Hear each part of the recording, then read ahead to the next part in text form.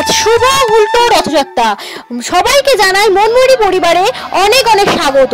আজ উল্টো রথযাত্রার দিন জগন্নাথ দেবকে কিভাবে ওপর থেকে নামানো হয়, রথে তোলা হয়, জগন্নাথ দেব কিভাবে মাসির বাড়ি থেকে নিজ গিয়ে গমন করলেন, প্রত্যেকটা মুহূর্ত ভিডিওর মাধ্যমে তোমাদের সামনে তুলে ধরলাম। ভিডিওটা স্কিপ না করে তোমরা দেখতে থাকো। হুগলি জেলার শ্রীরামপুরে 629 বছরের উল্টো রথযাত্রা অনুষ্ঠিত হতে চলেছে। দেখতেই পাচ্ছ আমি এখন জগন্নাথের মাসির বাড়িতে। আজ সকল ভক্ত জগন্নাথ দেবকে স্পর্শ করেন এবং নিজের হাতে মালা পরান। দেখতেই পাচ্ছ প্রচুর মানুষের ভিড়, বিভিন্ন মানুষের রোগ ব্যাধি এবং ফাড়া থেকে মুক্তি পেতে আজ জগন্নাথ দেবকে স্পর্শ করেন এবং জগতের নাথ জগন্নাথ তিনি দক্ষিণা কালী রূপে আজ রথে চেপে নিজ বাড়ি গমন করবেন মাসির বাড়ি থেকে। আজ মাসির বাড়িতে অবগণিত ভক্তের ভিড়। সকাল থেকে দূর দূরান্ত থেকে ভক্তের ভিড় করে আসছেন জগন্নাথের মাসির বাড়ি। জগন্নাথ আজ মাসির বাড়ি থেকে নিজের বাড়ি ফিরে যাবেন। এই মাসি মানে এখানে মায়ের বোন না, পূর্ণ মাসি হলো তার একজন সখীর নাম। পূর্ণ মাসি তার বাড়িতে তিনি বেড়াতে এসেছিলেন।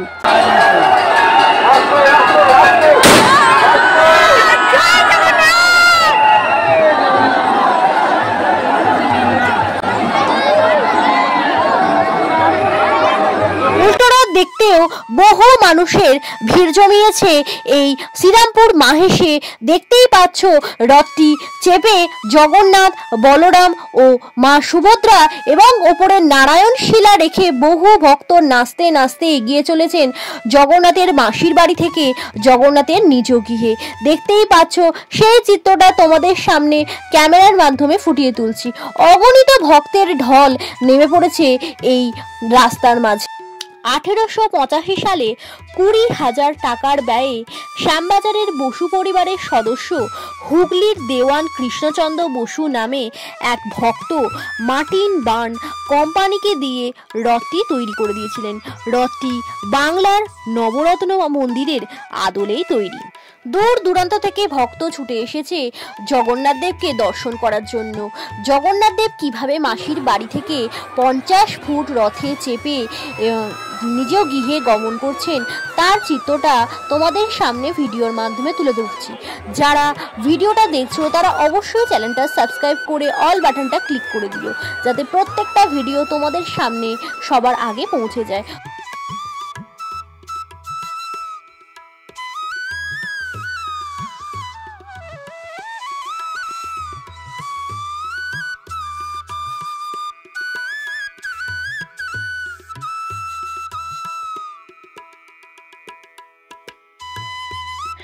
রথটির উচ্চতা 50 ফুট এবং ওজনে 125 টন। রথটিতে রয়েছে মোট 12টি লোহার চাকা এবং 2টি তামার ঘোড়া। দেখতে দেখতে জগন্নাথ চলে এলেন মাসির বাড়ি থেকে নিজ বাড়ি। এখন বাজে ঠিক সন্ধ্যে 6টা।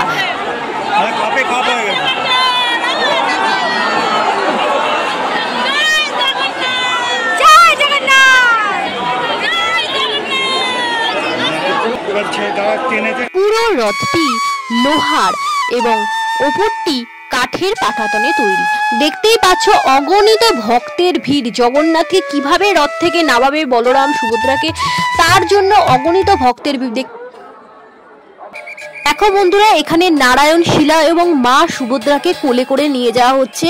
তার জন্য রাস্তাটা ফাঁকা করে দিচ্ছে যাতে মা সুভদ্রা এবং নারায়ণ শিলা ঠিকভাবে নিজ গৃহে পৌঁছে যেতে পারে। দেখতেই পাচ্ছ এই লাল রঙের ওড়না দেওয়া লোকটার হাতে নারায়ণ শিলা রয়েছে এবং ধীরে ধীরে এগিয়ে যাচ্ছে এবং পুলিশ সহযোগিতা করছে গার্ড করে নিয়ে যাওয়ার জন্য। আর এই যে দেখতে পাচ্ছ নারায়ণ শিলা ঠিক পেছনেই হাতে যাচ্ছে মা সুভদ্রা।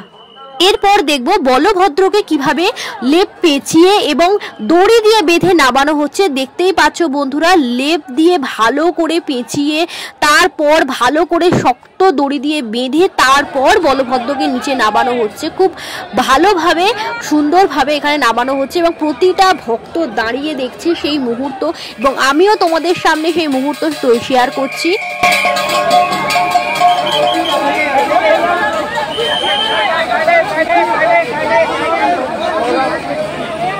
এইবার আমরা দেখব কিভাবে জগন্নাথ দেবকে রথ থেকে নিচের দিকে নামানো হচ্ছে। দেখতেই পাচ্ছ বন্ধুরা, এবং রথ থেকে কিভাবে জগন্নাথ দেবকে নিচে নামানো হচ্ছে সেই মুহূর্ত তোমাদের সামনে তুলে ধরছি।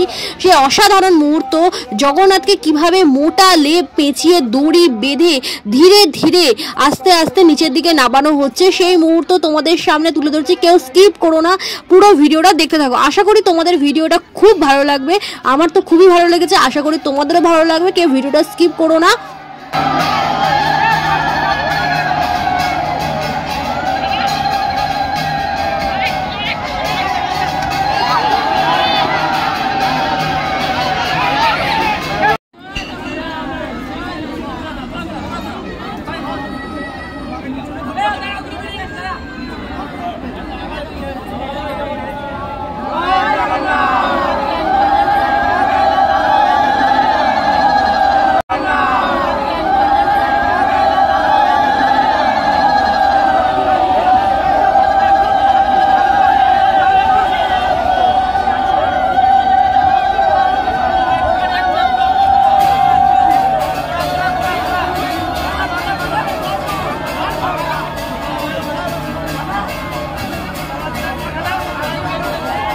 দেখতেই পাচ্ছ আশা করি জগন্নাথ দেব ধীরে ধীরে কিভাবে নামছেন নিচের দিকে।